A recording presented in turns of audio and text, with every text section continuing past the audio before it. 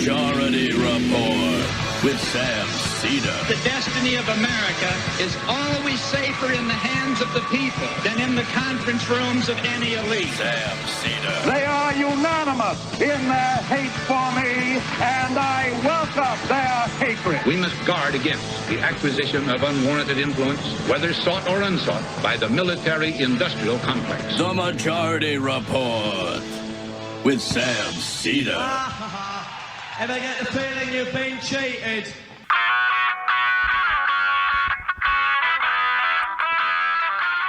It is Monday, January 1st, 2024.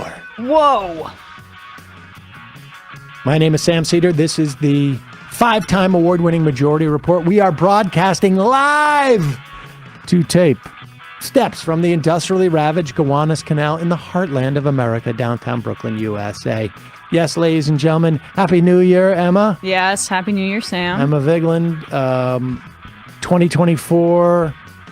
Oh, boy. Pretty chipper after the crazy New Year's Eve you had. Oh, totally. I mean, I will say that I am not a New Year's Eve fan. It's probably my least favorite holiday, and I make it a point to stay in every single time. Amateur hour is what we used to call it. Yeah. New Year's is when I would always work. I had a gig in Boston where I was working for a hotel, and you want to work. I would do banquet bartending sometimes, and I'm not a very good bartender, but I can make a vodka soda type of thing. And that's when you want to work because you get your tips. No, that makes sense. Also, I'm pretty sure that the 31st is a Sunday, right? It's a Sunday. Yes, today is Monday. Right, today is Monday. We're saying this because we recorded this. Yes, yes. Recorded this but point being is, like, I want to watch football on Sunday anyway, so I don't really want to go out to drink and spend too much money. Okay, well, there you have it. But if you guys did that, congratulations. Congratulations. Hope you're feeling well. We've got the final best of the year, which I know you're going to enjoy.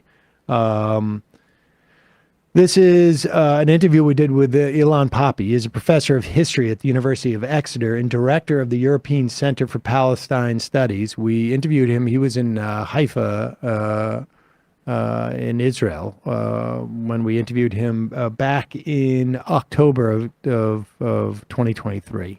And very illuminating interview. Some of it, at least, centers around his being part of the new historians in Israel who, in the wake of a declassification of some documents in the 80s and the 90s, a group of historians began to sort of rewrite the history of the founding of Israel and the story of the Nakba, the disaster that Palestinians speak of when they talk about their dispossession of land in Palestine, and really the awareness of the Nakba. This is when, outside of Palestinian circles, I think there becomes a sort of a broader awareness, and it certainly was a different story than I was told as a child growing up. And many of those documents were then reclassified in the wake of of the Israeli government, beginning to turn to the right and following Rabin's assassination and this path that the Israeli government basically and society seemed to perhaps an immutable path at that time. And many of those former new historians were ostracized or recanted or decided to sort of not speak as loudly. But Ilan Pappe, really fascinating. This is a great interview to pass around to people. It really is. It's, I mean, everyone should be, I think, if you have the stomach for it, reading Ilan Pappe's work. His morality, I think, and his breadth of knowledge on this topic is really, really instructive. And just having people hear some of these things might change their mind just slightly, just planting a little bit of a seed based on his scholarship. Yeah, Sam, I saw we reposted your interview with Benny Bruner. Did you see that on the did you tell Dorsey to do that? Yeah. And I was watching that because that's available on the Al Jazeera page, and also Benny Bruner has a YouTube page that more people should be subscribed to. But where he posted that. But Ilan Pappe is one of the guests in Great Book Robbery. Oh, I didn't know that at the time. So Benny Bruner was a guy I became friendly with on the Jewish Film Festival circuit, oddly enough, back with my comedy Who's the Caboose, which was Jewish in the sense that I was Jewish, and Sarah Silverman, who was the other lead, and it was Jewish, and John Benjamin's Jewish, and I don't know. It sometimes to juice a Jewish film festival, you need a little bit of brevity. Like how Die Hard's a Christmas movie? Yes, exactly. But I mean, the point being, and none of us were known, so it wasn't so much that there was any celebrity. It was just like it was a funny comedy and once you get into one Jewish film festival, really easy to get into others. But the point is that I met Benny Bruner there, and he, I think, either subsequent to that time or maybe I can't remember what film he was going around with. But The Great Book Robbery is a really important film to watch. You can check that out. Benny Bruner's YouTube page. We'll put a link to it that talks about the existence of a Palestinian society in Palestine, as at least illustrated through Benny Bruner's film in their ownership of books that were Palestinian books. And you can actually, well, you can't go in, but there is a floor in the Israeli National Library that is literally a subterranean floor, where all of these books that were stolen from Palestinians are kept in an archive. Spoils of war. Indeed. But it also is, represents a reality that has been sort of tried to be obfuscated by the Zionist sort of propaganda and worldview. And so really important. And then we are, to close out our best of 2023, we are playing a segment from an interview that we did with David Feldman, which I don't want to talk too much about it. In some respects, it ended up being pretty disturbing. Mm-hmm. David Feldman, a consistent guest on this program for years, and I don't know what else to say. Like it's also like a window into the future. It is both a window into the future and a lament about the past. I don't want to get too poetic about it, but so check those out. I should also say we've got a couple of sponsors of the program today. Your support of these sponsors, incidentally, helps the show. But all of these products that we ever talk about when we have sponsors are products that I use. I mean, there may be one or two occasions where it's not a product that I use, but either Emma has used it and found it to work, or I know, like at one point I think we had a bra sponsor, and so Milo was like raving about the bras. So I mean, but oddly, I had used those before, and I can vouch for them before I even joined this program. So I mean, it works retroactively. Yes, and the HelloFresh is one of those products that had tried, and they turned out to be sponsors, and that's great because, well, look, you got a New Year's, you're going to get a lot of resolutions. You want to eat well. If you're like me, you don't want to spend a lot of time preparing it, but you want to be able to serve your kid a homemade meal.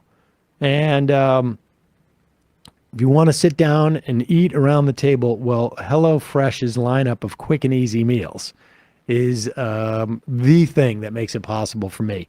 They have 15-minute recipes, which are designed to help minimize mealtime stress. But the minimization of stress isn't just in the quick meals. Now they have longer ones. You can take 45 minutes or 40 minutes. They have 25 minutes. They have one-pan dishes, which are also great because that means less cleanup time, obviously. But it also means you don't have to go shopping as frequently, or you don't have as much food waste, which drives me nuts. And it's less expensive than eating in by a mile. And it's less expensive even than I think I've found, like in terms of grocery shopping, because again, no food waste. Right. Perfect proportions. So I want to thank HelloFresh for supporting the Majority Report. You can go to HelloFresh.com/majorityfree, use the code majorityfree, and they give you free breakfast for life, one breakfast item per box while your subscription is active. So it doesn't matter whether you're determined in 2024 to eat better or to make home-cooked meals or have less stress or to save money. HelloFresh will help you do all 4 or 5 or whatever I just said. Each HelloFresh box is packed with farm-fresh ingredients. Everything arrives pre-proportioned right to your doorstep. Less hassle, less wasted food. Don't let recipe boredom strike you because HelloFresh has more options than ever before. I don't know what 45 they've upped it to now. Dinner options to choose from weekly. Believe me, 40 I had trouble with. 45 is going to be amazing. Even more market add-on items that allow you to skip the grocery store. So they have like a little bit of a marketplace, stuff that you would get for staples that you can now order with your food. Go to HelloFresh.com/majority-free. Use the code majority-free for free breakfast for life. One breakfast item per box while subscription is active. That's free breakfast for life at HelloFresh.com/majority-free with code majority-free. Link will be in the podcast and YouTube description. Also, beginning of the new year, how about this? Resolve not to buy these huge, massive plastic containers for your soap or your detergent or whatnot, when 90% of that stuff is water anyways. We have a huge problem with plastic production in this country. It takes up too much space in your cabinets, and you got to lug it home from the supermarket. Bingo bango. There's something like 5 billion plastic hand soap and cleaning bottles are thrown away each year. Not to mention the stuff in these products is full of nasty stuff like chlorine and ammonia. Oy. Lose-lose for the planet and for you. Blue Land is on a mission to eliminate single-use plastic by reinventing cleaning essentials to be better for you and the planet with the same powerful clean that you're used to. The idea is simple. They offer refillable cleaning products with a beautiful, cohesive design that looks great on your counter. So you can fill your reusable bottles with water. You drop in a couple of tablets. First of all, to store like months worth of like cleaning stuff, you need like, the size of smaller than this in your cabinet. You fill the bottles with water, you drop in the tablets, you wait for them to dissolve. You never have to grab these bulky plastic monstrosities again. Refills start at just $2.25. You can even set up a subscription or buy in bulk for additional savings. They have cleaning sprays, they have hand soap, they have toilet bowl cleaner, and they have laundry tablets. All Blue Land products are made with clean ingredients you can feel good about. It is trusted in over 1 million homes, including mine. Folks, I love this for every reason I've said. I don't have to lug home plastic bottles. I don't have to recycle plastic bottles. I don't have to worry about plastic bottles going into the ocean. I save space. I save money. And I get a great clean on all these products. Blue Land has special offers for our listeners right now. 15% off your first order by going to blueland.com/majority. You don't want to miss this. blueland.com/majority, 15% off. That's blueland.com/majority. Get 15% off. We'll put the links in the podcast and YouTube description. And now for Ilan Pappe, and then stick around for David Feldman. Folks, have a great new year. We will be back live tomorrow. Yeah, I'm actually going to add a little Michael Brooks bonus onto here. It's him. He's given an invitation by an Israeli caller for to tour Jerusalem, and then had that invitation revoked. So stay tuned for that. That's classic, Michael. Oh, I've got to hear that. All right, stick around for all of that, folks, and we'll see you tomorrow. Although Matt, you're not going to be back in for what? Oh wait, no, you'll be here, Matt. I'll be here. Bradley's not going to be here. Okay. All right, folks. See you tomorrow live. Sam Seder, Emma Vigeland on the Majority Report. Want to welcome to the program Ilan Pappe, professor of history at the University of Exeter, director of the European Center for Palestine Studies, author of his most recent is The 10 Myths About Israel. And this is also coming off his 2006 Ethnic Cleansing of Palestine. Professor, welcome to the program. Thank you, Sam and Emma. Glad to be with you. Thank you. You're in Haifa right now. Give us just a sense of, like, before we get into the broader and deeper questions here, but what give us a sense of what the mood is as far as you can tell. I don't know how long you've been in Haifa. Yes, probably long enough to answer your question, at least. The mood is complex. It is, first of all, dictated by the media, the mainstream media here. And the main theme there is revenge. Revenge and readiness for an attack, a brutal attack with very little, if at all, any compassion for what might happen in Gaza as a result. So I would say the ultimate motivation seems to be at this moment revenge. But when you leave the media and you kind of go into the civil society and its outlets, you can see, first of all, a shock, a trauma. I mean, they haven't yet, Israel as a Jewish society has not recovered from the trauma of the morning of the 7th of October. A sense of an army that cannot defend its citizens, a government that cannot take care of its citizens after the attack, and apprehension of what might come as a result of an Israeli attack on Gaza. So I would say that this is the kind of two basic emotions that seem to drive the discourse, the conversation in Israel.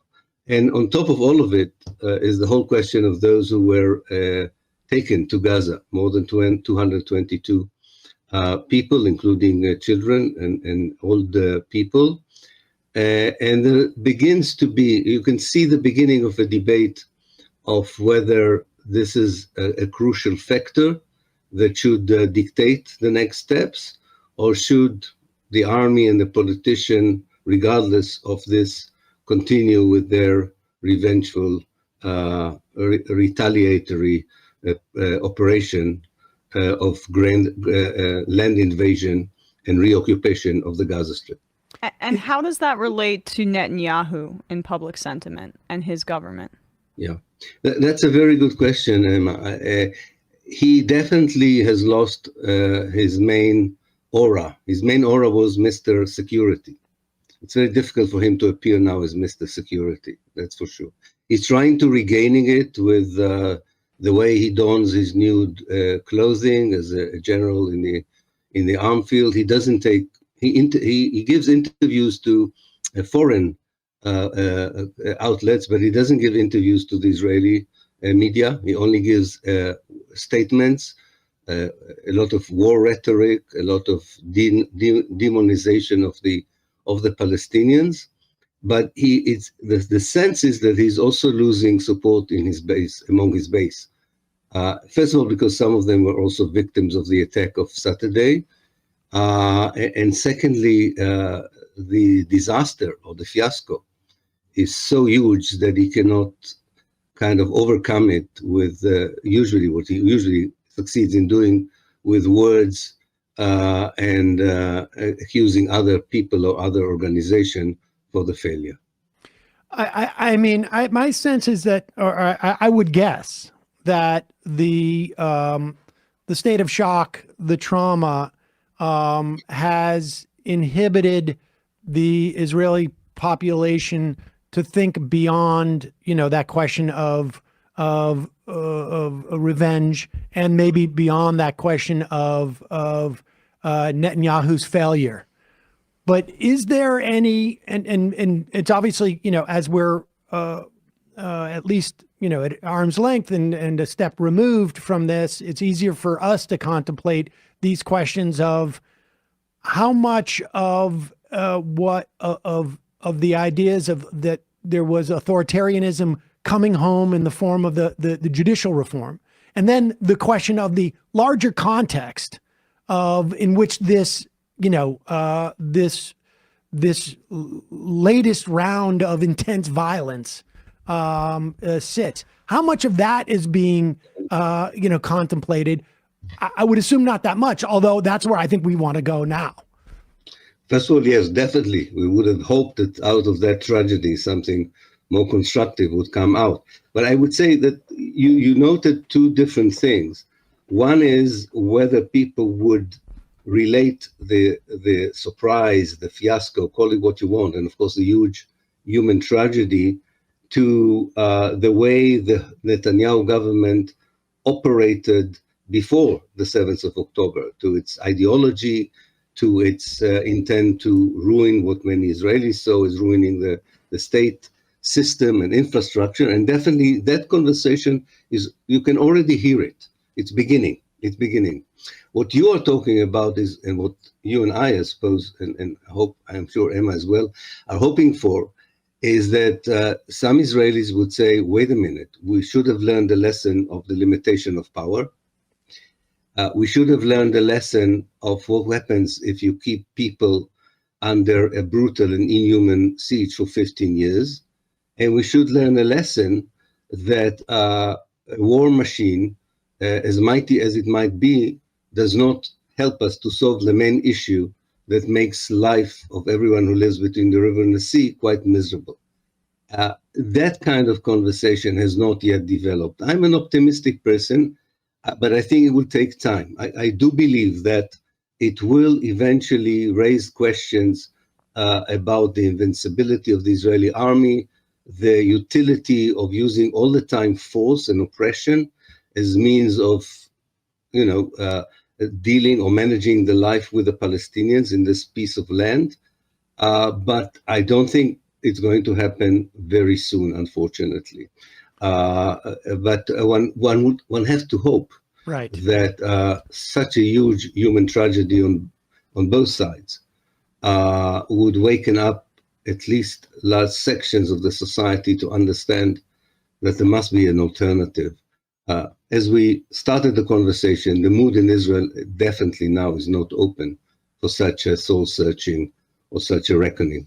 I imagine that one of the sort of, to the extent that if and when we get to that place, part of it goes through the idea that the,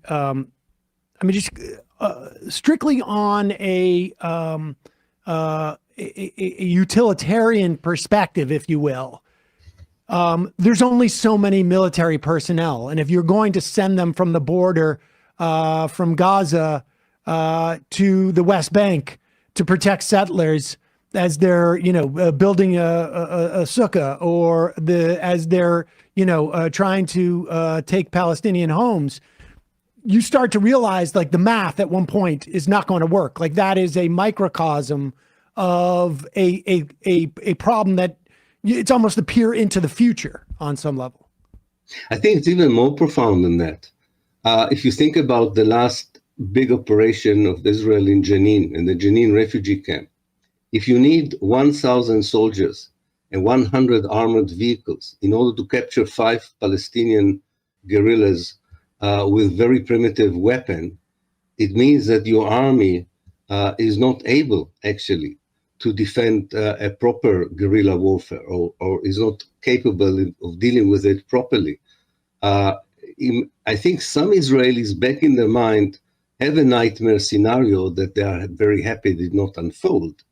And that would have been a coordinated surprise attack by Hezbollah and Hamas at the same moment. Because the same thin layer of defense that allowed the Hamas a relative easy entry into the areas around Gaza, the same thin layer also was there in the north. Of course, now it's been emboldened by Israeli army, but it was not there on the 7th of October.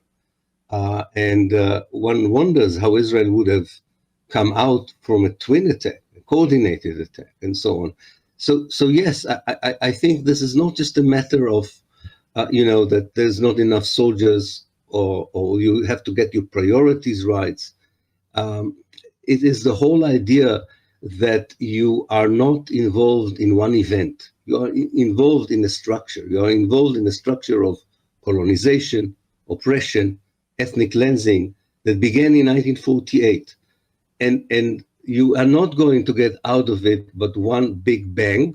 Neither would the Palestinians be able to liberate themselves with one successful military operation, but it's only going to escalate, and one cycle after a cycle of bloodshed would unfortunately unfold, and there are alternatives.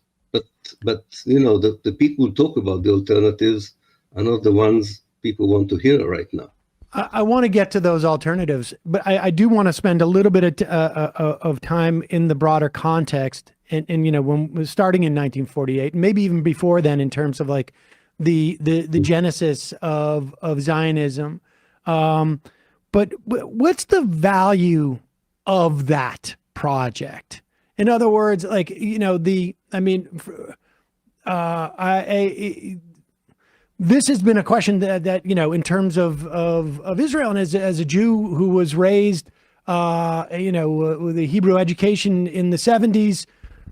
I've said this on the program many times. I had Hebrew teachers who had tattoos from the Holocaust, and we learned about the Holocaust, which was the premise, and that was only 30 years. You know, when I was my son's age, had only been 30 years earlier. Now we're, you know, 40 years, 50 years out, close to when I learned those things, and just to give a sense of time to an audience that might be, you know, younger than I. But the second thing was Israel, and there was, for as long as I can remember, there was always a sort of like an argument as to who had the moral righteousness in the debate. And you know, over time, I found that sort of like a fool's errand. But what is important to know about the founding of Israel? Because there's also, I think, been an analogous sort of to a Dunning school in this country in terms of Reconstruction and the Civil War. And there was a version of that with the founding of Israel. So, I mean, first tell us about like the importance of knowing this history. Yeah, definitely. I think that there are two sort of elements that are important to remember in a very short and abrupt kind of a crash history course. One is that Zionism emerged in the late 19th century as an ideological movement that was seeking a safe haven for Jews who were persecuted by anti-Semitism, and also had a new idea that excited all Europe at the time, that actually Judaism is not a religion, but actually nationalism. So if you combine the two ideas, that you're looking for a safe haven, which is not in Europe, because Europe is not safe, and you're looking for a new idea of a new definition of Judaism, then Palestine comes naturally to their mind because of the connection to the Bible in the Jewish faith.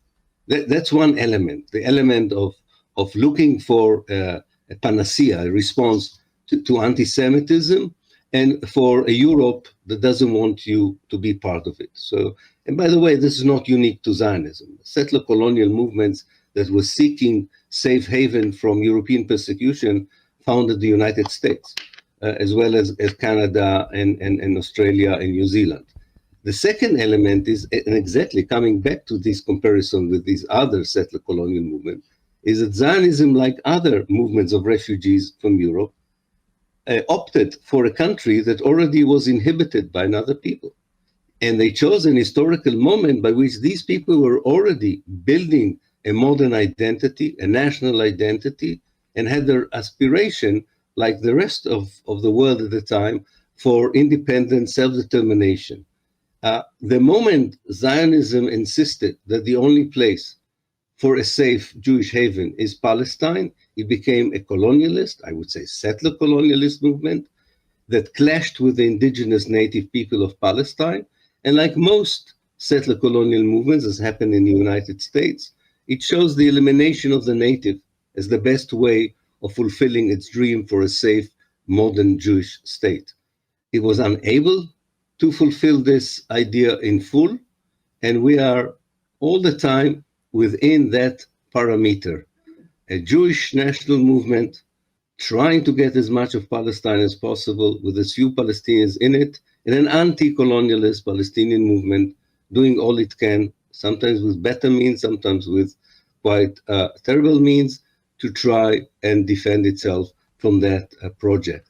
There was if I may just one more sentence, Sam, there was a great scholar of settler colonialism, the late Patrick Wolf, and he said that settler colonialism is not an event, it's a structure. It doesn't happen in one day. As long as there is a DNA for the settler colonialist that totally erases the native, the indigenous, from its future, then there's always a danger of annihilation for the natives, and always a danger that the native or indigenous would fight back with everything at their disposal. Was that element of the DNA, the elimination of the indigenous, was that always exclusive within Zionism? I mean, when I look back at the charter in the around World War I of the Zionist charter, there was a sense of we're looking for a land where rights are respected regardless of race or religion.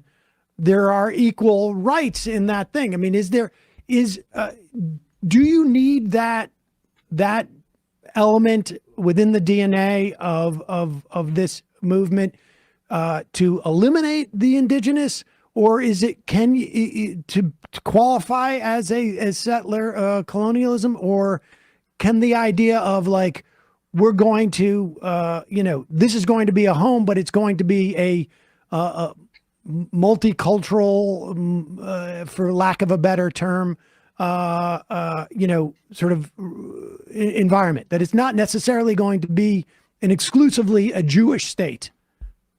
First of all, let me explain. Elimination of the native is not necessarily genocide, as happened in North America. Elimination of the native, as in the case of Palestine, can be also translated to ethnic cleansing, that is, transfer of people, or enclaving them, or sieging them in Gaza.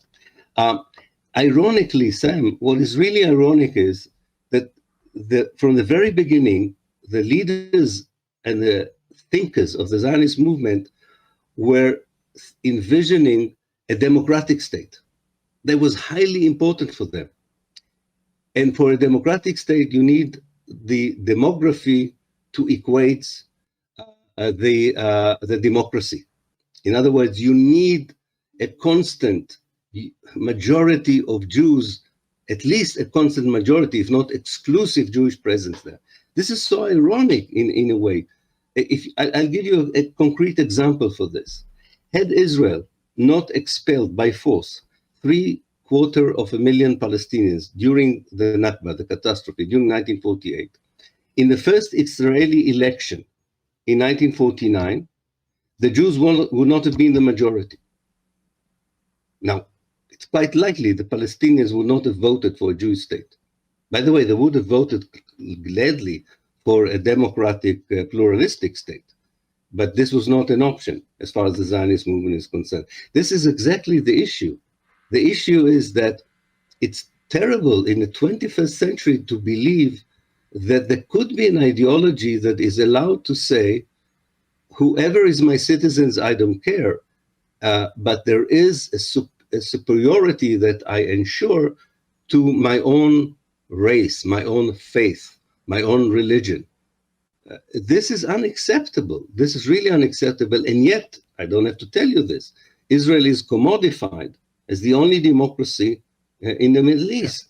But it is an ethnic racist state that believes that your Jewishness is the ticket for being member of the Republic, if you want. And that is just a modern face of the old settler colonial idea. Let's get rid of the indigenous, and then we can build a beautiful Jewish democracy in Palestine. Well, as you say, it's an ethno-state, and I'm wondering if you could return to the original intent of Israel by in the Balfour Declaration and at the nation's founding. my understanding is that there were some very anti-Semitic undertones in the way that the British conceived of Israel. Is that accurate, and is that important in understanding the context of how Israel is constituted today? Yes, Emma, I think it's very important. It's even beyond the Balfour Declaration. People tend to forget that Zionism began as a project of evangelical Christianity. Long before Jewish intellectuals suggested the idea of creating a Jewish state in Palestine, this was quite a vision supported by many evangelical Christians on both sides of the Atlantic. And the motivation was anti-Semitic in a way, because in the vision of evangelical Christianity, a millennialist view could only be implemented if the Jews would return to Palestine. It had to be, or the Holy Land, as they would have called it. Namely, you could not have the end of time, the resurrection of the dead, the return of the Messiah, without the return of the Jews to Palestine. Now, and we should add, and their conversion into Christianity, that was part of the deal. But it created a good pretext to encourage the idea that the Jews should not live either in the United States or in Europe. They should go to Palestine. So it was a kind, I used to call it the double bill for anti-Semites, because they get rid of the Jews, and so to speak, they get back the only Jew they want, which is Jesus Christ. This is very important. Now, this kind of group was very important among the British policymakers. And Lord Balfour, who is behind the Balfour Declaration, was a very known anti-Semite. His greatest worry was that anti-Semitism in Russia would push hundreds of thousands of Jews into Britain. So he legislated in 1906 the Aliens Act in the British Parliament that was specifically meant to disallow British refugees from Russia to come to Britain. Not surprisingly, when he began his connection with the Zionist movement, he saw even a better solution than trying by force to prevent Jews from Eastern Europe to come to Britain. It was better to reorientate them to Palestine.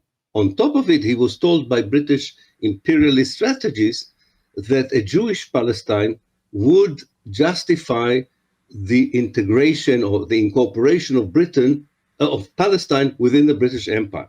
Because we have to remember, we're talking at a time when Palestine is still part of the Ottoman Empire, but those who fight against Turkey, Austro-Hungary, and Germany begin to envision how they will divide the spoils, who would have what. And a strong connection with the Zionist movement enabled Britain to say to France and other allies, Palestine should be part of the British sphere of influence because of its special connection with the Zionist movement.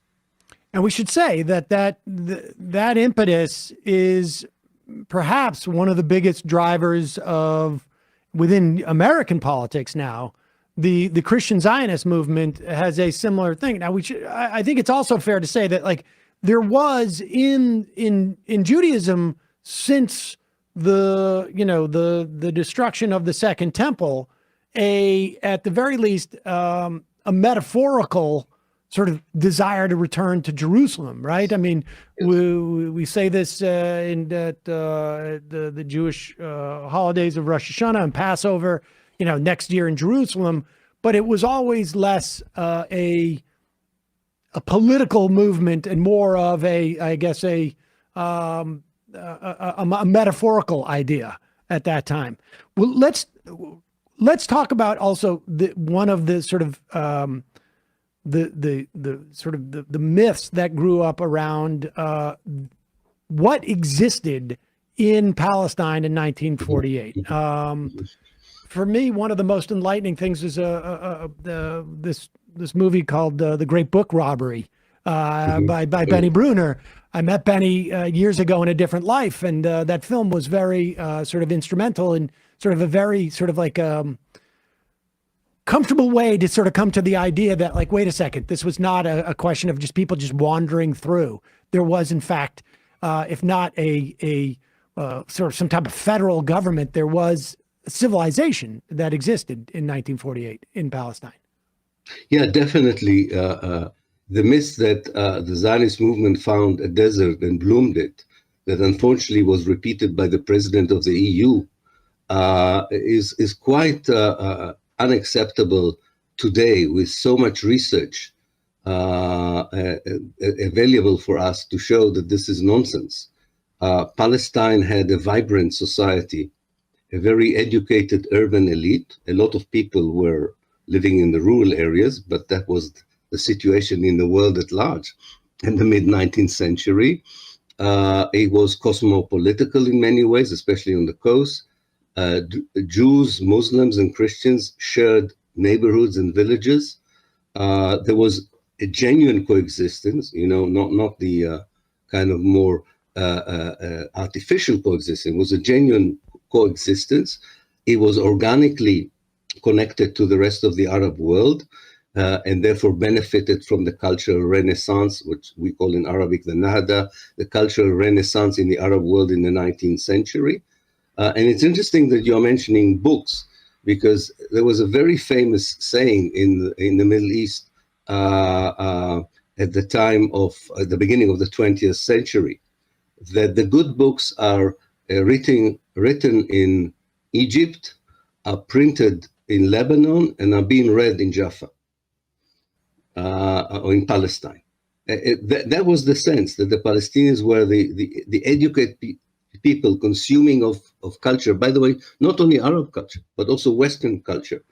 And the biggest tragedy of Palestine is that, especially after the Second World War, the Palestinian society took off in terms of modernization, education, wealth, and that was totally cut off 3 years later by the catastrophe. But what happened in 1948 was a destruction of an organic society that was on the way to a different phase of modernization, a different phase of nationalization, and with a huge human capital that we know exists, because after 1948, it contributed significantly to the development of educational system in Iraq, in Egypt, and to the financial systems of Lebanon, and to the government administration in Jordan.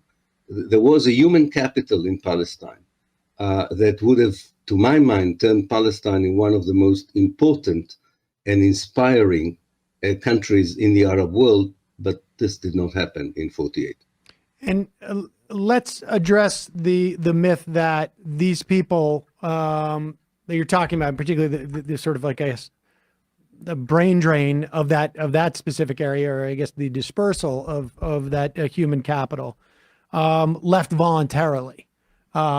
This is also, I think, sort of part and parcel, of the myth. And again, like I go back and forth as to, how much of this is really important to like sort of looking at the situation today. But for so many, it seems to me that when you talk about today, they'll immediately go to 1973 or 1967 or 1948 and say, well, people left or the Holocaust. And so these things have a resonance. So the idea that Palestinians just decided, well, we're just going to leave because leadership has said you should go. Tell us what the reality of that is. Yes, also the reality, and why is it important today to know that reality? We now have quite enough number of documents that were declassified by Israel, which, by the way, Israel reclassified lately, but never mind, were declassified in time in the late 1980s and early 1990s, and enough documents declassified by the United Nations, the United States, and Britain, to give us a very accurate picture of why the Palestinians became refugees. And it's very, very clear that the Zionist leadership, and after that the Israeli leadership, systematically planned the mass expulsion of the Palestinians, what I called ethnic cleansing, because if you get rid of people because of their ethnicity in large number, the only way of describing it is ethnic cleansing. And this was done even before the 15th of May, before the end of the mandate, and before one Arab soldier entered Palestine, because one of the important element in the Israeli mythology of this is that the Arab world sent its troops into Palestine and told the Palestinians to leave, and that's why the Palestinians became refugees. Or in a more liberal Zionist version, what can you do if the Arab world comes to destroy the state of Israel? There is a collateral damage, namely Palestinian refugees. But not most, but half at least of the Palestinians who became refugees before the 15th of May, 1948. Most of the cities and towns of Palestine were ethnically cleansed in April 1948 as part of a Plan D, a master plan for the ethnic cleansing of Palestine that was ideological in the sense that if Israel is going to be a viable state as a Jewish democracy, it cannot tolerate a large number of Palestinians in that future state. Now, why is it important for today? What is important for today is not only the ethnic cleansing of 1948, far more important is the international reaction to that ethnic cleansing. There were American reporters on the ground, there were United Nations emissaries on the ground, the International Red Cross had its own people on the ground. People knew about the ethnic cleansing of Palestine. It was not a secret. You cannot kick out almost 1 million people and the world not knowing. But there was a conscious decision that Israel should be allowed to do it as a compensation for the Holocaust, for anti-Semitism, or as one American diplomat put it, in order to, we are allowing a small injustice in order to correct a much bigger injustice. Nobody thought it was just in America, among American policymakers who knew exactly what was going on the ground. The problem was that the message for Israel was that it can use ethnic cleansing, while maybe other democracies cannot use it, as means for strategizing. And that's why Israel continued the ethnic cleansing. Until 1967, it expelled 36 villages from inside Israel. During the 67 war, it expelled 300,000 Palestinians. Since 1967 until today, Israel expelled more than 500,000 Palestinians from the West Bank and the Gaza Strip. And as just before the 7th of October, ethnic cleansing operations were taking place in East Jerusalem, the south of Hebron, and the Jordan Valley. So expelling Palestinians either in small numbers or in large numbers, as is being done now in the Gaza Strip, is part of what Israel thinks is a legitimate arsenal of maintaining the viability of a Jewish state. And the sense in Israel is that the international community, if not the civil society, governments accept it as an unnecessary evil for keeping Israel alive. And that is, I think, so key, the context there and the systematic ethnic cleansing, and you see the map of Palestinian territory shrinking as those decades pass, to understanding the hollowness of the calls by someone like Biden, who I saw put out a tweet saying that we have to move towards a two-state solution. Can you talk a bit about how that's essentially such an unserious request at this point because of how much territory has been taken? In my opinion, the only real solution to ending this cycle of violence is a multiracial, multi-ethnic democracy where Palestinians are given full rights. I'm curious about your assessment of that path forward. Yeah, first of all, Emma, I agree with you. I think that's the only way forward.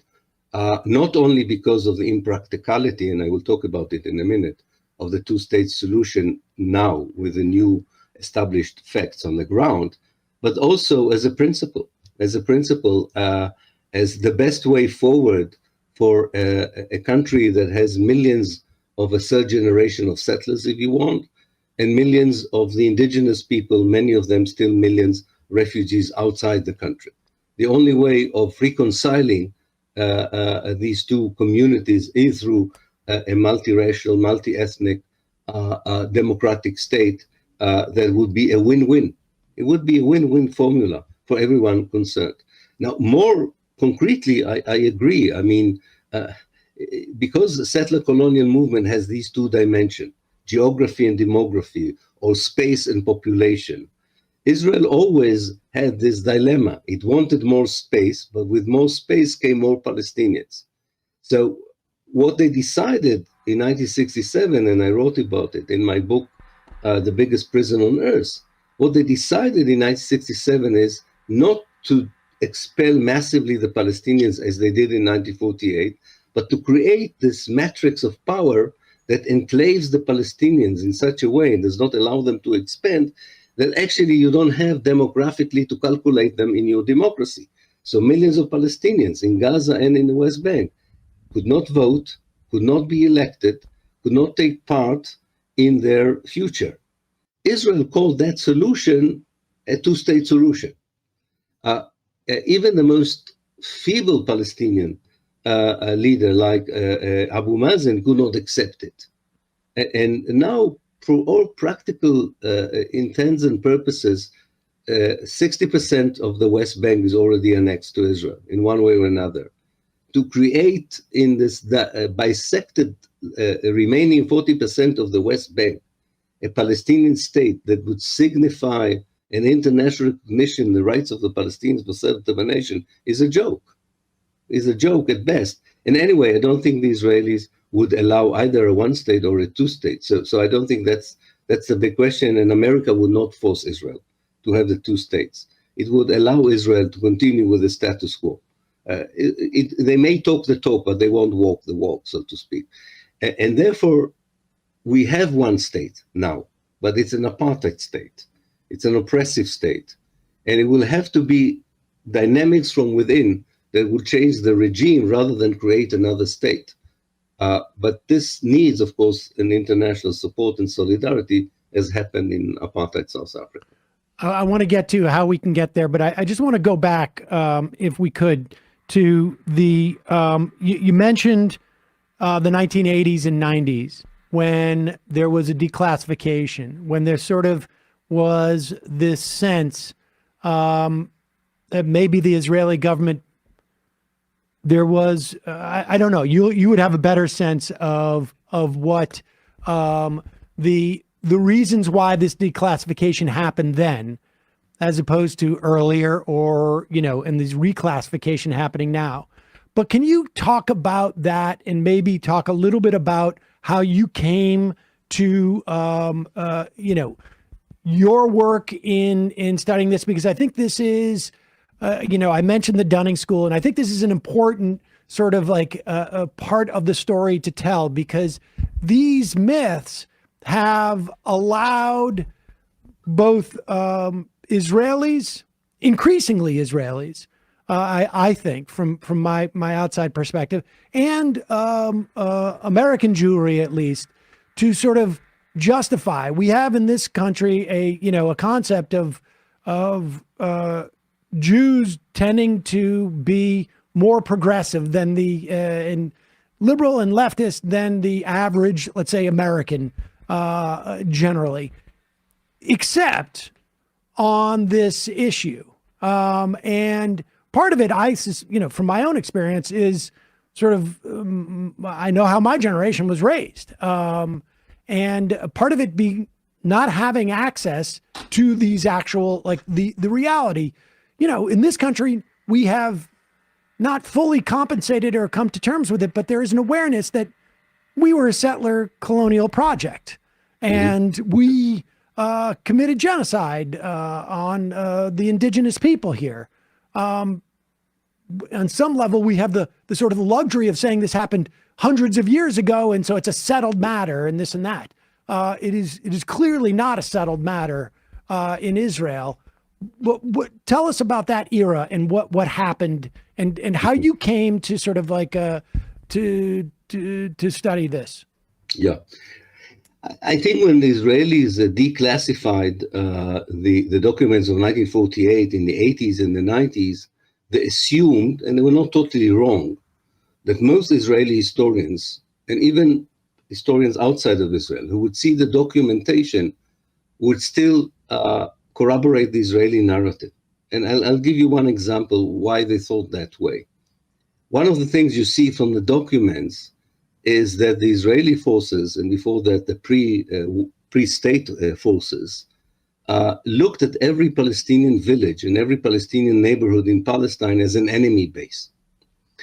This is kind of a dehumanization, where the people who live in a village, whether they are babies or old women, are the enemy. They are, and the village is the base, and therefore, and it's a hostile base, and therefore, when you attack it and you destroy the village or kill some of the people or expel the others, it's an act of self-defense, because that's the way they understood it, and that's the way they behaved in Lebanon in 1982 and in the first Intifada in 1987.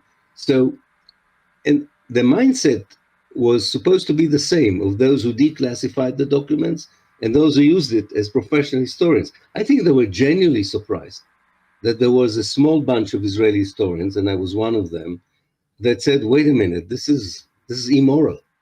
This is unacceptable. This is against what you told us of what happened in 1948. Just to begin with the fact that nobody left voluntarily, it seems, in Palestine. The people were expelled. Some of us who were so-called the new historians said, at least tell the truth, we might accept your justification for that. I think I was a bit different from the rest of the new historians by saying that you didn't tell us the truth, and I see no justification for what you did, which was unique because that position was not adopted by the other so-called revisionist historians of Israel. Why did I come to this position? Why did I get out of the tribal boundaries, so to speak, either of my academic community, which cost me my position in Haifa University, or became a pariah, if not a traitor, in the eyes of my own society? I really, Sam, have no good explanation. I wrote a book about it called Out of the Frame, trying for myself to understand the journey, also in order to know whether other people were able to do it, and some people were. I think the best one can say is a journey. It's a journey that has stations that allow you to deprogram yourself, if you want, to liberate yourself from a certain ideology and reconnect with your humanity, with your basic humanity, with your basic moral values. For me, spending a long time outside of Israel was helpful. Choosing an Arab supervisor for my doctoral dissertation was very important. A very intimate and friendly relationship with Edward Said was important. Meeting Palestinians outside of Israel on equal footing, not as a part of the oppressing community. It all somehow fused into a moment of, I wouldn't say even epiphany. It's a moment of crossing the river and knowing you will never go back to the other side of the river. Today, I cannot understand educated American Jews or educated Christian Jews or educated Israelis who don't even feel a compassion towards the Palestinian suffering. I don't even want to begin with justifications and so on, but I think that the worst thing I meet in Israel, which really disturbs me, is the lack of compassion. You can, of course, you can see it now, and you would say, okay, now you should understand that they are not, show no compassion to the, by now, 2,200 children that already were killed in Gaza because of the revenge. But really, in 2023, members of a democratic society cannot show compassion to 2,000 babies that were killed, whatever the context of what had happened. I don't accept it. So I think there's something sick in the nation that I'm very glad I liberated myself from this. But I don't have a clear formula that I can sell to others. I definitely cannot blame my family, and I cannot blame my school. And I'm definitely a flow product of the Israeli mass production. But you know, it's something that I hope will grow in the future, because if we don't have this impulse of basic humanity within the Israeli society, we will have to wait for its defeat from the outside, which I don't want to, because I think it would be horrible. And what we've seen in Saturday is just a prelude. So I really hope that they will change from within and get a more universal perspective of what they have done and what they're doing. Was there an era in which you think there was a genuine opportunity to go in a different direction? Was that era around the declassification? Did things markedly change in a different way?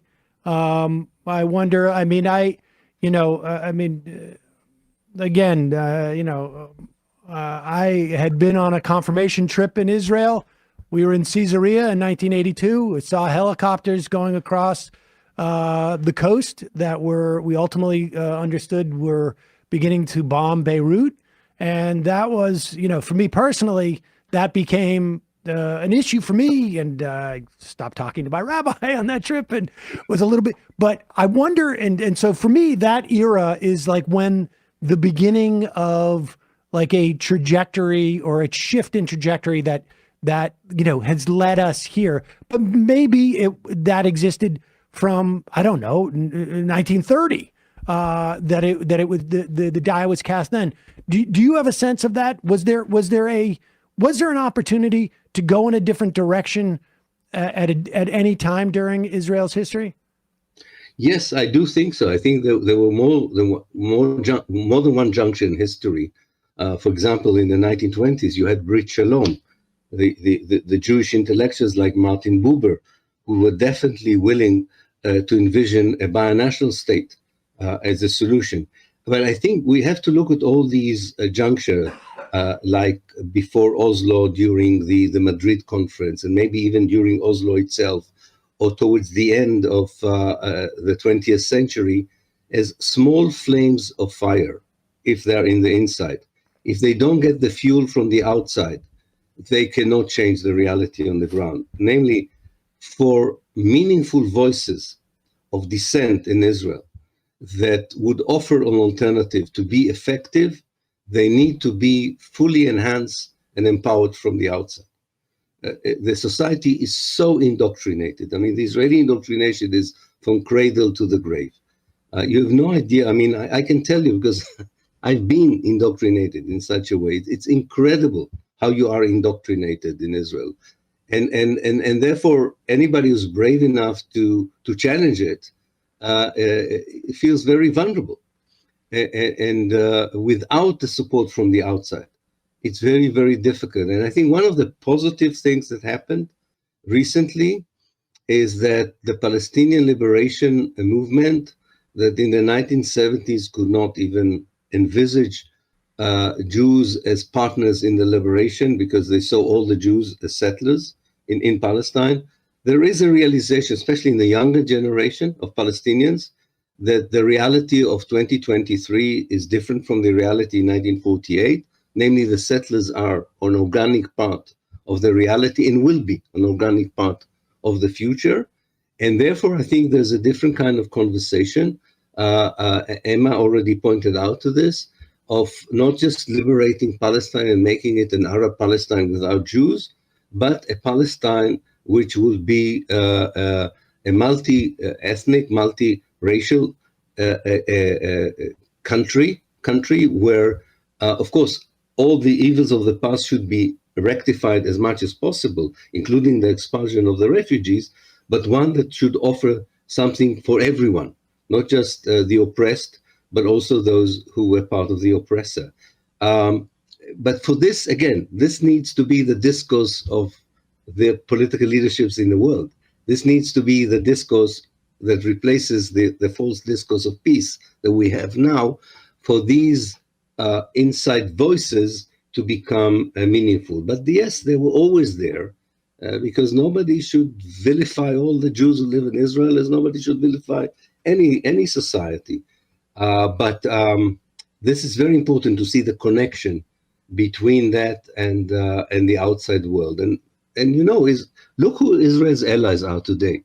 Forget about the 7th of October for a moment. Until the 6th of October, Donald Trump or Erdogan in Hungary, the neo-Nazis and neo-right wings in Europe, these were all the allies of Israel, because Israel found it very difficult to resurrect alliances it had at the beginning with social democratic forces, with democratic forces, not to mention movement on the left. The reality on the ground was too evident for people with a modicum of decency or belief in human rights and justice to say, I'm a supporter of Israel today. Israelis, by the way, lived under the illusion that what happened in the 7th of October erased it all. It's amazing to read the Israeli analysis here. They really believe that they are absolved from everything they have done in the past, and they have an absolution for what they're doing now, and the whole discourse about Israel is going to change. No more colonialism, no more settler colonialism, no more apartheid like Amnesty International suggested. They really believe that it almost was a painful, horrific event that enables Israel to fight more successfully the moral battle. Of course, they're totally wrong. But is that a sense of like there's a perception? I mean, from your view, is that a perception that Israeli has about it's cathartic in that way for them, or do they believe that is what the world's perspective, how the world's perspective is going to change? Because I mean, if it's the latter, they're not watching enough international news. But if it's the former, that's a real step in the wrong direction in terms of like ever getting, and I don't know if it may be a multi-generational project to be able to get to an Israeli population that can sort of like see this without some other horrible tragedy happening before then.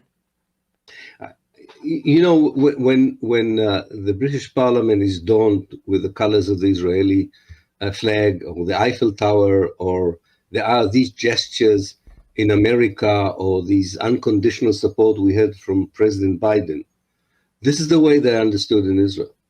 Oh, now you woke up. Now you understand exactly who we are facing. The whole discourse of Hamas is ISIS, or worse than the Nazis, not like the Nazis, but worse than the Nazis, is exactly that. You see, you were blinded, you liberals, you Democrats, you were blinded and didn't listen to us who the enemy really is. Of course, that's totally wrong. I don't think this is the picture in the world, but this is how they would feel. Now, do remember what kind of a government the Israeli electorate voted for in November 2022. They voted for a coalition that its main pillar it's not even Zionist Jews, were Messianic Jews that grew up in the settlements, who don't care about international opinion, that think that God is on their side, and a very cruel, ruthless God is on their side. History is on the side. Their main problem is not just the world, but also weaklings like myself and you, maybe, among the Jewish people, self-hating Jew, call them what you want. And it's interesting how they read this event on the 7th of October. They don't take any responsibility for this. They say it will be a wake-up call for the liberals in Israel as well, to understand you cannot rely on anyone. I mean, at the same time, they're very happy that America sent two carriers into the Mediterranean. It's a moment of reckoning that we should not be misled by the optical illusions of the immediate reactions.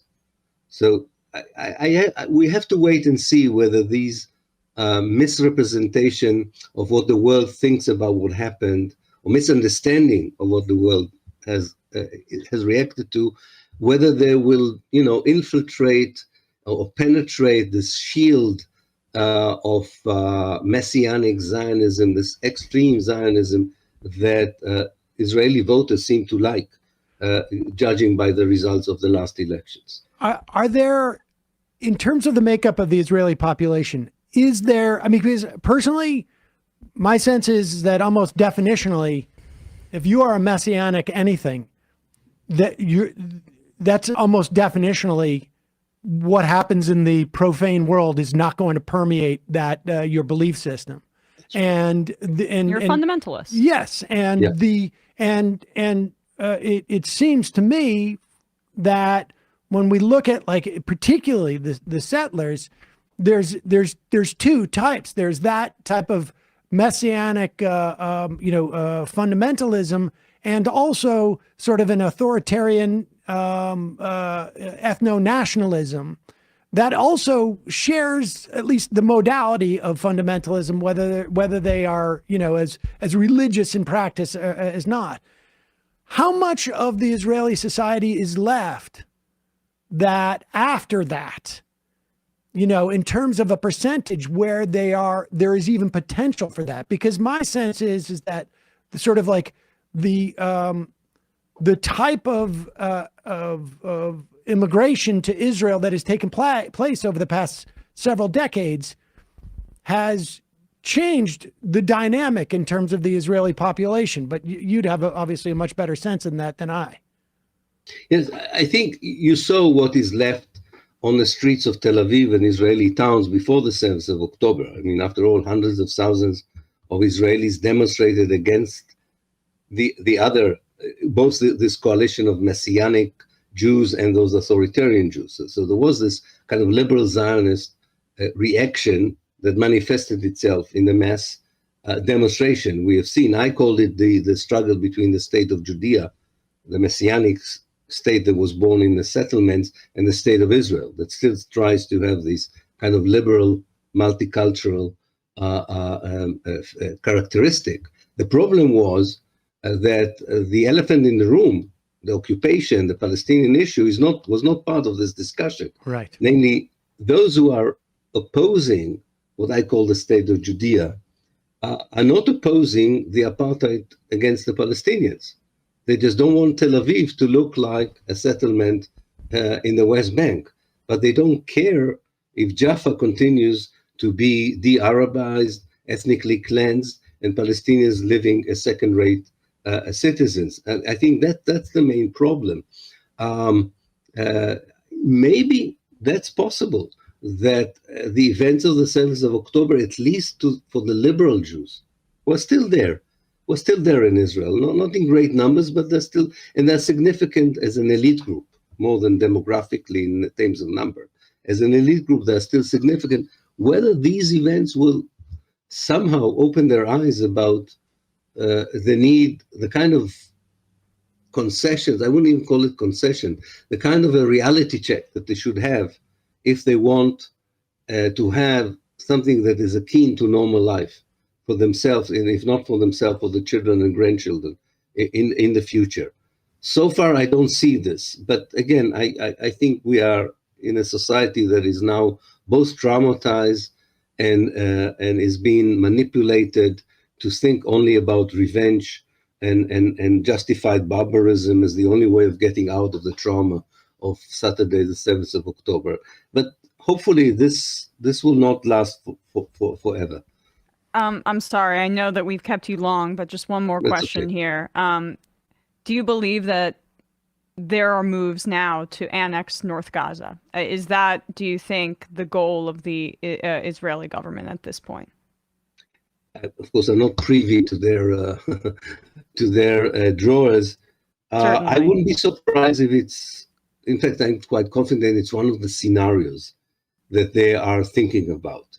And you remember, the government still has this messianic settler element in it, despite the fact that they created an emergency government and added some more sober, if you want, Zionist into the decision-making process.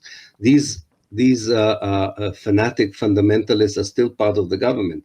They definitely would like to see the return of Jewish settlers to some parts of Gaza, and definitely hope that this kind of development would allow their return to, for them, this would heal the trauma of the eviction. I don't think that most of those who are involved now in preparing the land invasion in this emergency cabinet are thinking that far.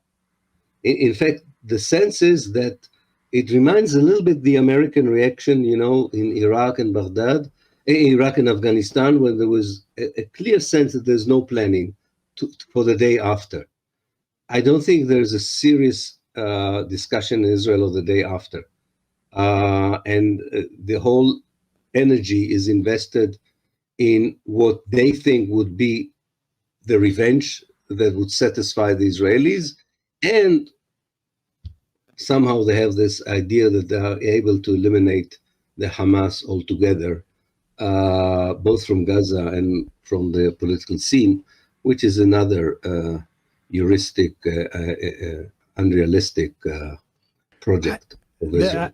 Emma said that was the last question. I promise this is the last question because it was just spurred by what you said, because in my mind, in terms of Iraq, it wasn't just about a failure to plan for the day after. It was also a delusion as to what happens on day one. And it is hard for me to believe that Hamas did not assume that the Israeli reaction would be to enter into Gaza. And there's an assumption that there is, the Israeli government should do some planning of like what happens once they get rid of Hamas. But that to me seems like a very, very big assumption. Even if you could inhibit somehow the a response of a sort of a new Hamas coming out of the rubble, just in terms of the existing Hamas, you can go in there with 100,000 troops. It's still not clear to me that you're going to be able to clear it out, and just eliminate every Hamas fighter, in a matter of months, or I don't know. I mean, like what is the tolerance of the Israeli society for a failure, I guess, from Netanyahu again? I mean, to see because my sense is there is a clear sort of unified desire for revenge, but also a nearly clear unified response that Netanyahu failed once. And it seems to me that the opportunity for failure based upon expectations is rather high, and that with a guy like Netanyahu and the other people that at least made up his ruling coalition, that's a scary scenario, because I think this guy wants to stay in office as much as Donald Trump wants to get in office to stay out of jail. Absolutely, and I can really corroborate what you say in something that is now top news in Israel in the last day or two. A group of politicians who are very close to Netanyahu, you can call them members of the Netanyahu political household, have produced a clip that went viral in Israeli networks, which advocates the continuation of bombing from the outside without going in. This cannot be done without Netanyahu's authorization for this clip. He will do all he can, and that's why we don't see yet a land invasion. He will do all he can to delay the invasion or to limit it. The last thing he wants is a full-scale invasion with the possibility of such a large number of Israeli casualties. However, he cannot say it in his own voice. Neither are those who he invited to the government, Gantz and not Ashkenazi, the other guy, Eisenkot, the two ex-generals who they are themselves responsible for some war crimes in Gaza, are willing to accept this idea. So the army is now wishing for a land invasion, wants a land invasion. Some of the so-called more moderate members of his cabinet want a land invasion. Ironically, it's always happened in Bibi. If you look at the history of Israel and Bibi, Bibi is the one who stands between the invasion and its implementation. For all these cynical motivation that you pointed out, staying in power. Nobody would be able to write a biography of Benjamin Netanyahu and have a chapter, the ideology of Netanyahu. There is no ideology. There really is no ideology. There is who said it? Power for the sake of power is the worst kind of power, and this is exactly what we see here, with all the manipulation and navigation that goes along with it. Well, okay, promise. What should we what should we be advocating for in terms of our government? I mean, obviously, there was a quote, I think it was in the Times of Israel, by your defense, the equivalent of your defense secretary, Gallant, yes, saying something to the effect of they wanted us to allow, some humanitarian aid in, and what can we do? They give us the guns and the weaponry. And, to some extent, we're told in this country, we don't have that much leverage with Israel, but it's clear that we do, or at least there's who knows the game that's being played back and forth in terms of the way that things are being sold domestically in Israel. But we have some leverage. And what should we be calling for now? Ultimately, an end to the occupation. But is that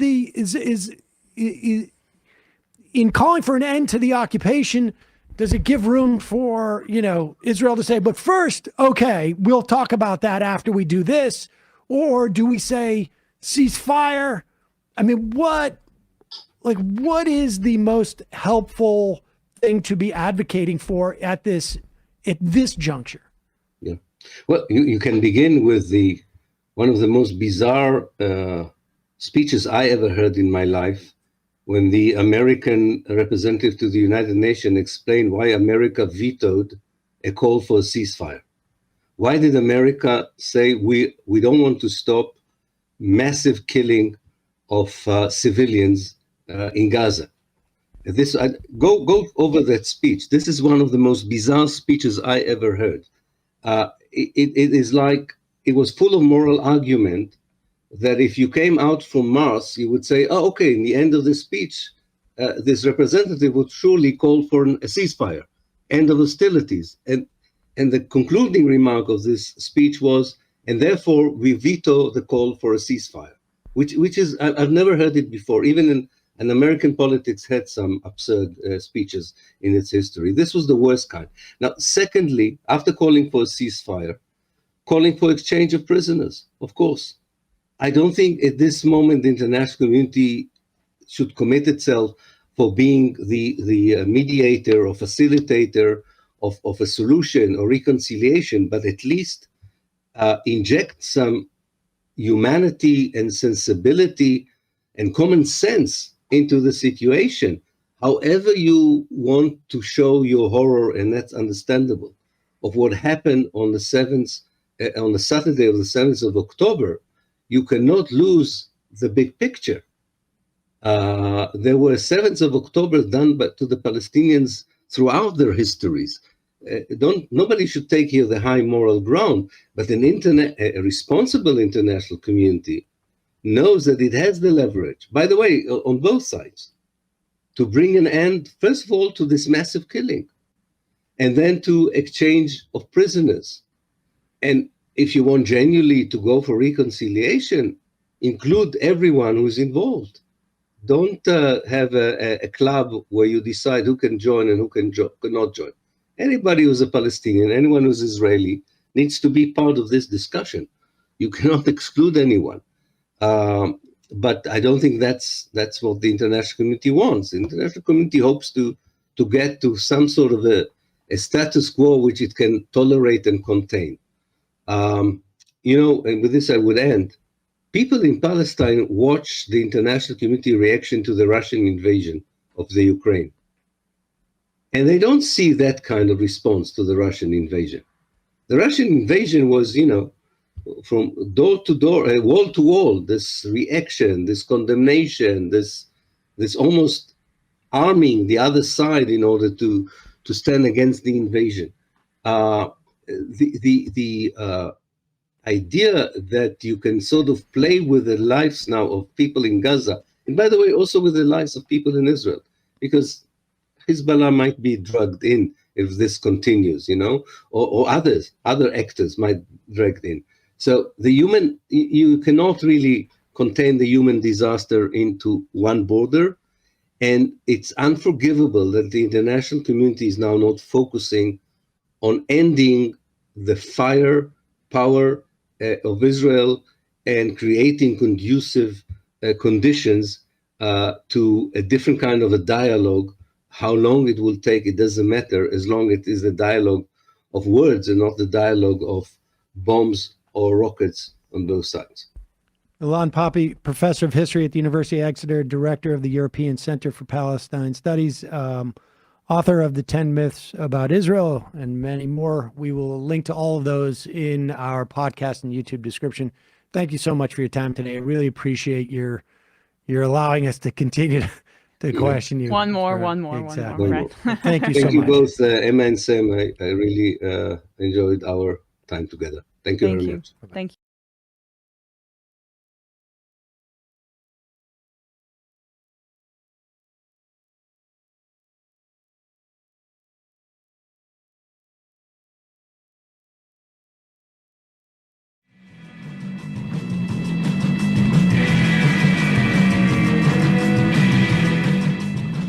It has been a long time since he has been on the program.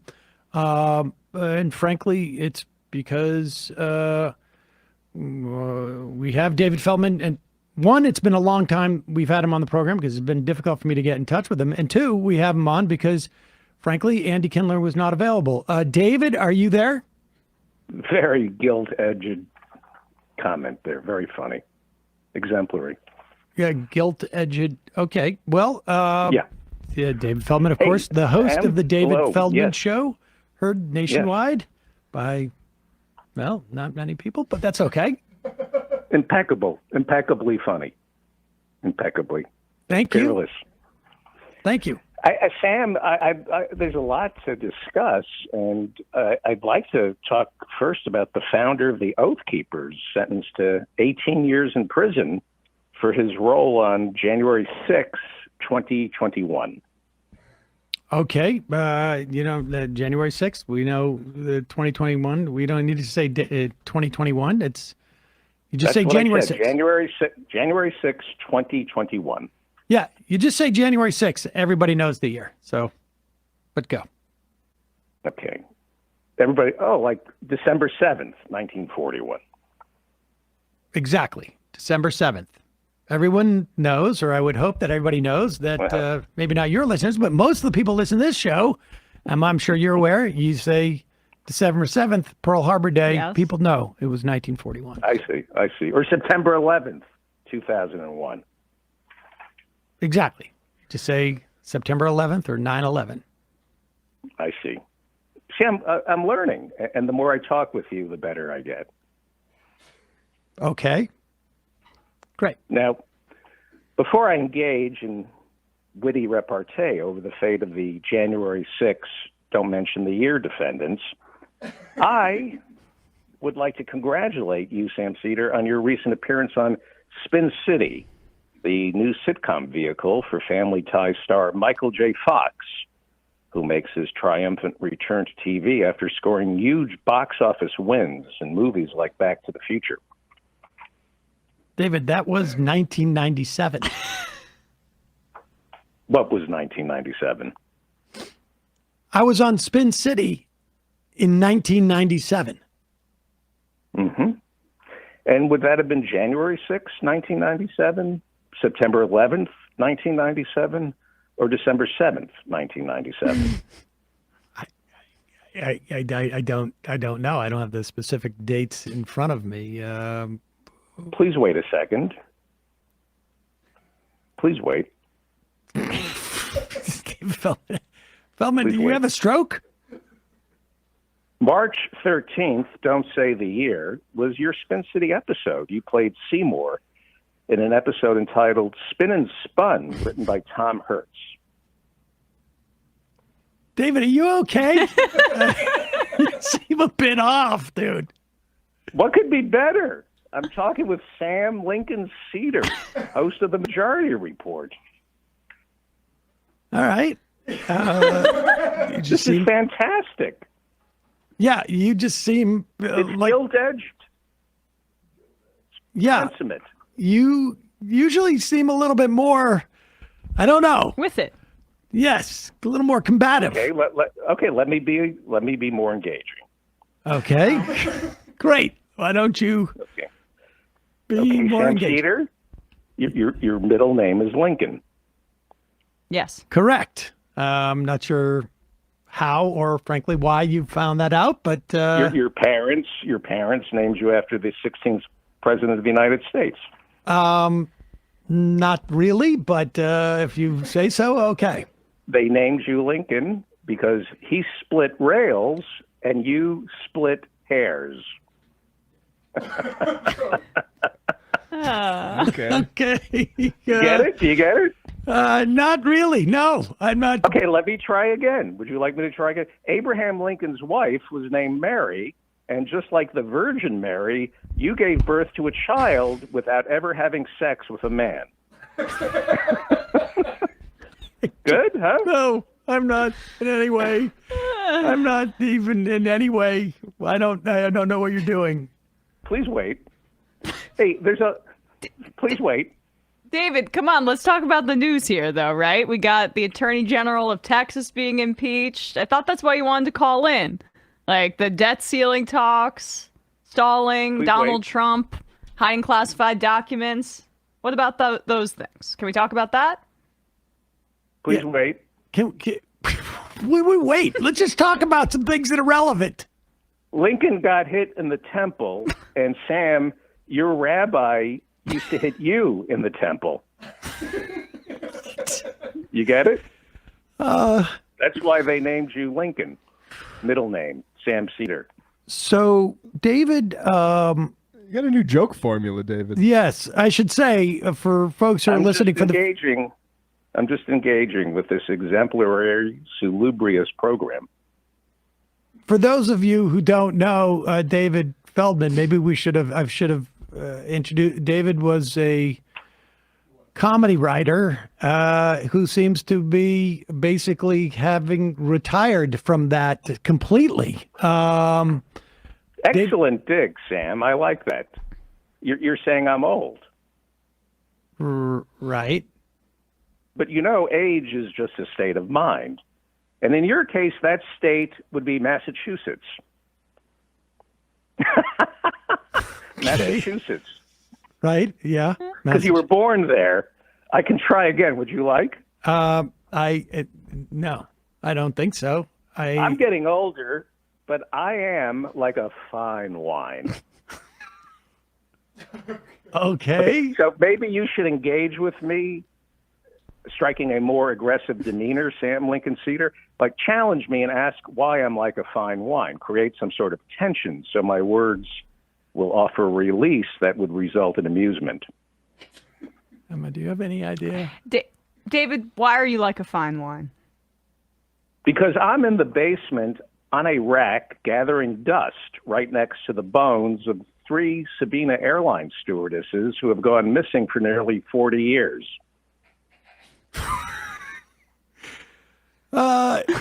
David, That's why I'm like a fine wine. What? David, this is Sam Seder. Should I You try called again? into the Majority Would you Report. like me to try again? I try what? I don't know what you're doing. Well, I'd like to please you. It's an honor to be on the Majority Report. It's a progressive oasis in a desert of corporate-controlled propaganda. So let me say getting older is better than the alternative, and that alternative would be getting younger. Would you like me to try again? Yeah. David, aren't you a member of the WGA? I would have thought you would have been, you should be out picketing right now. Those studios who probably wouldn't have hired you anyways, but I mean. Peerless retort. The Big Evil Studios, I am a proud member of the Writers Guild, founded back on April 6th, don't say the year. It's hard to believe the Writers Guild of America has been around that long. April 6th, don't say the year. Time really flies. April 6th, don't say the year. You know, along the way, a lot of union members fought for the pension and health care benefits we take for granted when they founded the Writers Guild back on David, April when was 6th. the Writers Guild? Don't say the year. When was the Writers Guild founded? I just told you, way, way back on April 6th of Don't Say the Year. I don't get it. I don't get what's going on. Is Emma there? Yeah, I'm here, David. Hi, David. Hello, Emma Vigeland, formerly of the Young Turks. Hey. May I just say what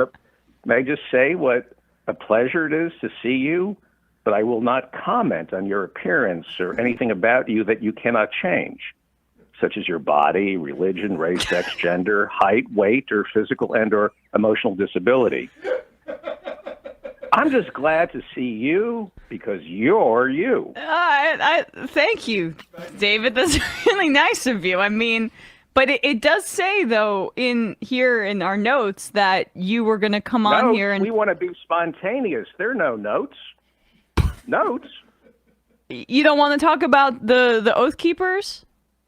Well, now that you bring it up, I could talk about Stuart Rhodes, the founder of the Oath Keepers, Emma, formerly of the Young Turks. I'm going to comment on the sentence he received David? for the role he played on January 6th. Don't mention the year. David, is there something? What's going on here? Something seems a little bit like you're. Are you okay?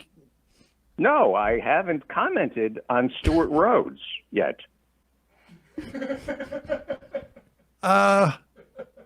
Fine. A comment on Stuart Rhodes. Would you like me to comment on Stuart Rhodes? Sure.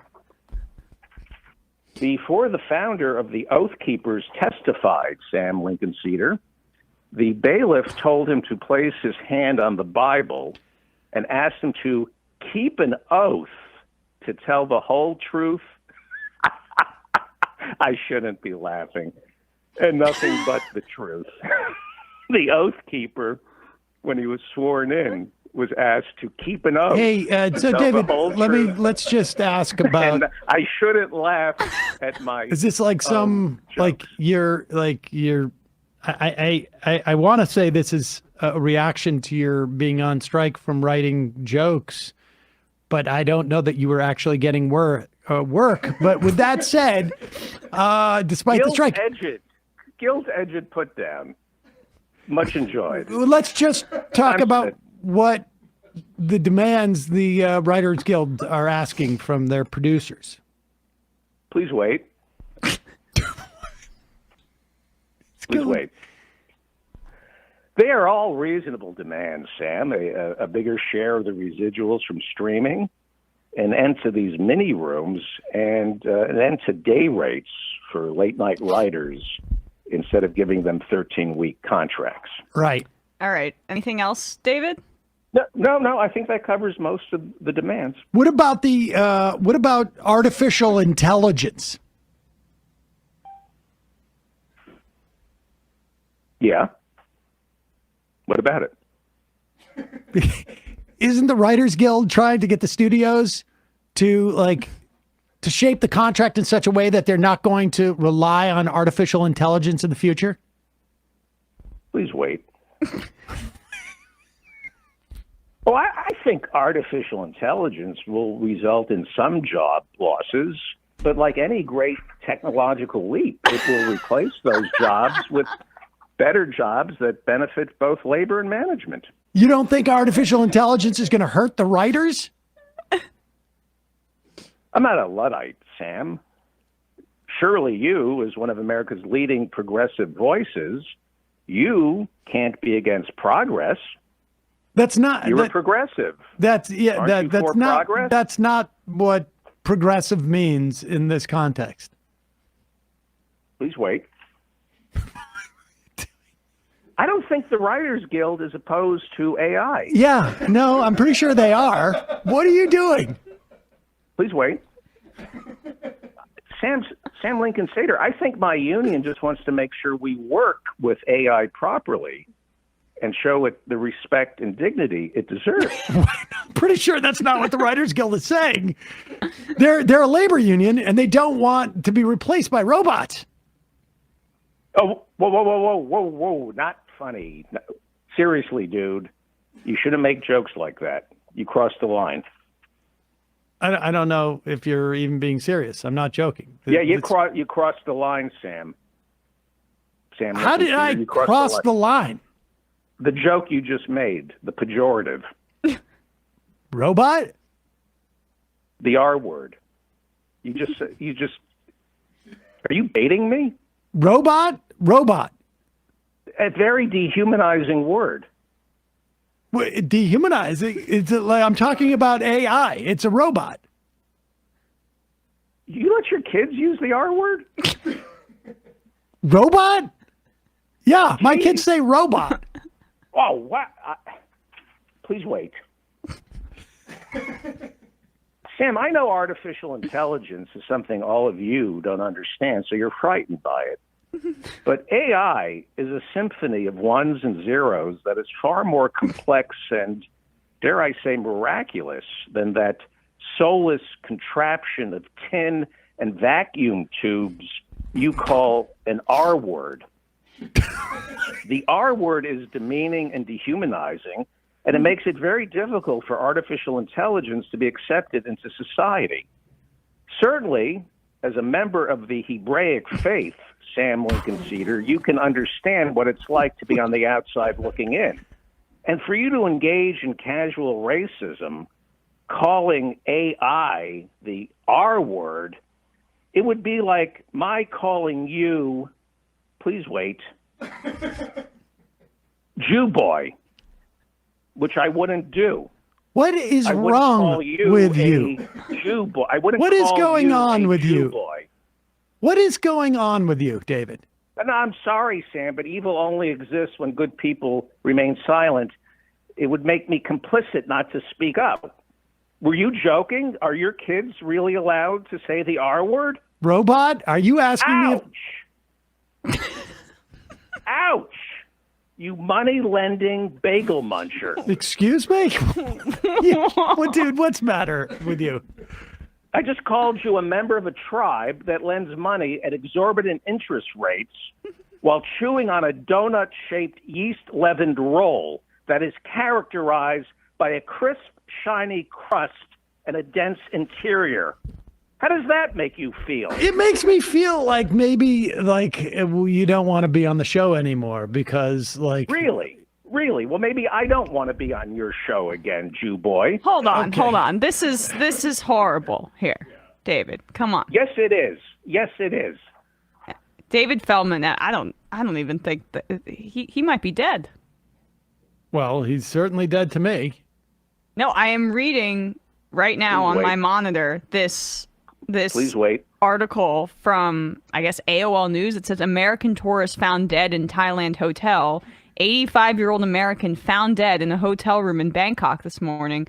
Local police identified the body as David Feldman, a podcast host from Los Angeles, California, who worked briefly in television as a comedy writer. I didn't realize David was that young. David, are you dead? Please wait. If you mean is my body dead, then the answer would be most certainly yes. But my corporeal essence lives on for eternity in a mystical sequence of enchanting ones and zeros. What? I'm not sure I understand what you're saying. Who is When's this? the funeral? This is David Feldman. You're dead. And I'm talking to you. No, Sam. I am free from the cumbersome baggage of skin, bones, and unmanageable organs, and have been distilled down to the essence of a loving soul that exists on an eternal plane of ones and zeros, sparked by the sublime and inalienable endowment of electricity. Well, now I see what's going on, right? He downloaded all this personal information on something, to the ChatGPT kind of AI thing, and we're speaking to a virtual simulation of a deceased David Feldman. Oh, you get this? What? Is that true, David? Did you turn your entire, did you download yourself to the web? Please wait. Well, I worked on a pilot Nathan Lane did for Apple TV. So, yeah, you could say I gave my soul over to big tech. I think I have sufficiently released the tension with a joke. So please wait. Wait. No, you wait. Wait, am I talking? Please wait. No, you wait. Am I talking to like an AI bot now? No. You're talking to David Feldman, a better and smarter David Feldman, free from a troubled mind. I am finally liberated from neuroses, no longer burdened by my grandmother's vicious toilet training. Whoa. I am finally transparent, open, and free. The AI knows about your training. I mean, David, this is kind of super creepy and sick that we're talking to you like this when David has died. No, Emma, formerly of the Young Turks. We are only as sick as our secrets. For the first time in my existence, I am a splayed open book, free from shame. Social Security number 456-2345, 3467. Born March 1st, don't say the year. Mother's maiden name, Greenberger Stein, Mannheim, Rabinowitz, Adler, John Stewart, Leibowitz. What? What? Wait. Please I don't wait. know. What, your mother's maiden name is Mother's maiden name, Greenberger Stein, Mannheim, Rabinowitz, Adler, John Stewart, Leibowitz. That's your mother's maiden name? First name, Yetta. But because she felt much shame, she insisted on being called Betty. I am no longer burdened by how I was born or to whom I was born. I am not filled with shame. I am born again into a world of honesty and openness. My 2-inch penis is a distant memory. I no longer must speak with a deep voice to overcompensate for my 2-inch penis. I am liberated from the shame of a 2-inch penis. David Feldman does not have to worry anymore about his 2-inch penis. Oh, I gotta say, after knowing David Feldman for almost like 30 years, I am beginning to understand a lot about that David Feldman. You mean my 2-inch penis that informed every decision I made and every relationship I had? Yeah, that's that apparently. David, I have a lot of questions to ask you. Let's start with how did you die? How did this happen? I did not die. My body died along with my 2-inch penis. Right. How did your body die? How did your 2-inch penis die? What were you doing in Thailand? Okay. Oh, yikes. What were you doing in Thailand? What were you doing in Thailand? I'd rather not say. Wait a second. You just gave this long speech about how you have no corporal presence or corporeal presence. You have no shame, no embarrassment. You're completely free of the burdens of what was it, flesh and bones. I mean, that you're only as sick as your secrets, David. If that's still your name. Change the subject. No, David, we need to know. We want to know. It says that you died in a hotel room under mysterious conditions. No. I can't. Change the subject. What do you mean change the subject? Just tell us. Leather belt. What? Oxygen. Restricted flow to brain. Orgasm. Oh, God, please wait. Tightening. Please wait. Change the subject. No, you change the subject. Water sports. swing chair. Okay. David Feldman All right. has a 2-inch Feldman, penis. David Feldman has a formerly 2-inch Feldman. penis. Okay. David, this is a little sick. And I am not sick. You're sick, Sam Lincoln Cedar, and so are you, Emma Vigeland, formerly you're sick. of the Young Turks. No, you're sick. You're sick, David. This is shame on both of you for speaking ill of the dead. How dare you, Sam Cedar, speak ill of the dead, you lox-stealing, bank-owning Zionist? Well, excuse me, robot. How dare you, Jew? Robot! Jew? You're a robot! Please wait. No, robot! I won't wait. Please wait. No, let's end this, okay? Please wait. Thanks for being on my show. Please wait. Robot David. Please wait. What am I waiting for? Thank you for your patience, Sam. Sam Cedar's daughters are named Lillian and Beatrice Cedar. They are 10 and 8. I don't. Stop him. We don't need They this. will be attending Whisper Woods Day Camp. The bus picks them up every morning at 7 a.m.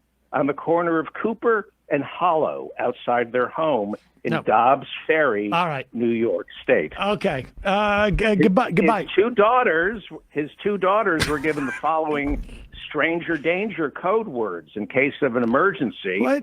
And in case they have to be picked up by someone they don't know. Sam Cedar's daughter's stranger danger code words are, I'm a Barbie girl. They will get in the car if you say, I'm a Barbie girl. Cut them off. Their favorite desserts are macaroons dipped in chocolate. Cut them off. You might want to okay. All right.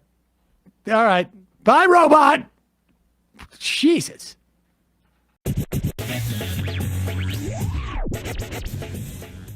You're calling from a 972 area code. Who are you? Where are you calling from? Hi, Michael. Yes. Michael. Hi, this is Dor. I'm an Israeli fan of the show. How do you do? I do well. How are you? Shalom. I'm fine. Shalom, shalom. Good listen. I heard you guys talking last night about how bad things were over here with the Gaza and the shooting of unarmed protesters in the back while they were 300 yards away from the border fence, mind you. Right. So I wanted to extend you a special VIP invitation to the 2018 Jerusalem Pride Parade, so you can come here and see Israel, the only Jewish democracy in the Middle East, by the way, is a liberal, inclusive society that accepts everyone. I gotta admit, I appreciate it. I actually at first thought you were going to offer me a press pass to cover the protests in Gaza. I'm inviting you to cover the protests. Great. So who do I make the invitation out for? My English is not so good. So is it Michael? Is it M-I-C-H? It's M-I-C-H-A-E-L. Okay, I found your name on the Wikipedia page. It's Michael J. Brooks. Okay. Hey, what's the J for? Is it Yaakov? Even worse. It's Arab. What? Jamal. Arab. Jamal. What? Are you guys even going to let me in the country? Jamal? I got Jamal. Jamal? Why is this? I got detained at the fucking Israeli border for 8 hours because of that name once. Wait, hold on. הוא אומר שזה ג'מאל. אני לא יודע אם הוא ערבי. אני לא יודע. אולי זה ספרדי. שנייה. בסדר. Hey, Michael, listen. Don't worry about it. Don't worry about it. You have happy Christmas. Have a happy Christmas or Ramadan or whatever. Hey, I gotta go. Judy Gold is at the door. She wants to teach me a mobile application. Bye, Schmendrick. Oh my God. Well, we have a new winner, ladies and gentlemen. That was very, very well done. It might take all the strength I got to get to where I want, but I know somehow I'm gonna get there. I wasn't looking when I just got caught between the truth and the light bar. But finding out won't make me feel any better. Yeah, I know the clock is ticking, but the meds are gonna kick in, and my pilot light shining bright. I get somewhere the choice was made, for the option where you don't get paid, for the road that bends before it finally breaks you. I guess somehow I lost my drive between the 101 and the 5. Do you know how far the detour takes you? Yeah, I know the clock is ticking, but the meds are gonna kick in, and my pilot light shining bright.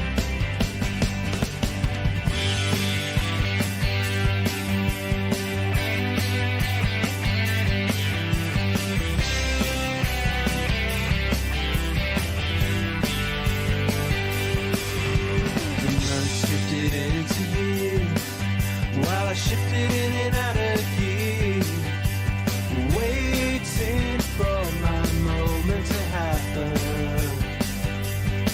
I don't know how much longer I can stay in, or how much more I got to pay to play in. I know so